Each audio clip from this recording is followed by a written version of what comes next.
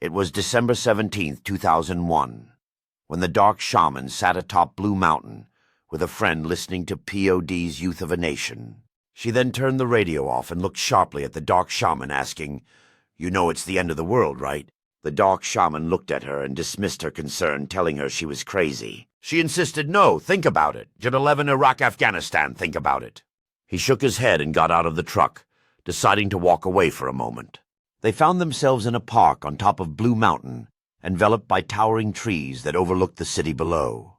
The dark shaman walked a few feet away and then turned back to look at her in the truck. At the front of the truck, a slender humanoid figure dressed entirely in white stood silently, its face hidden behind a mask. He called out to the figure, "Who are you?" The creature turned its head and came directly toward him with deliberate steps. Suddenly everything was engulfed in white light, blinding and all-consuming. The dark shaman found himself standing at the foot of a towering messiah, over 30 feet tall, with a strong square jaw and a stout frame. He gazed upward in amazement, momentarily speechless, then finally said aloud, "I am glad to have finally found you." He didn't understand much, so when the messiah expressed pleasure, the dark shaman hesitated and asked, "Why are you pleased?" Then a mechanical voice or entity spoke to him, revealing a vision. It explained that it would take both him and the girl and hide them away for things to come. The vision shifted, showing them running into a glowing golden pyramid. Then suddenly the scene changed. The tree behind them was highlighted before transforming into a Roman monolithic pillar.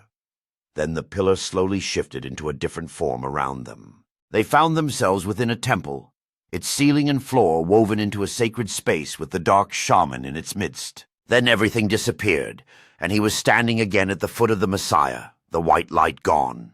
He was shown that the girl was nearby waiting for him just beyond his sight. Confused and uncertain, the dark shaman excused himself, thanking the messiah for intervening that night. He climbed back into the truck, and she immediately started it up, her engine roaring to life.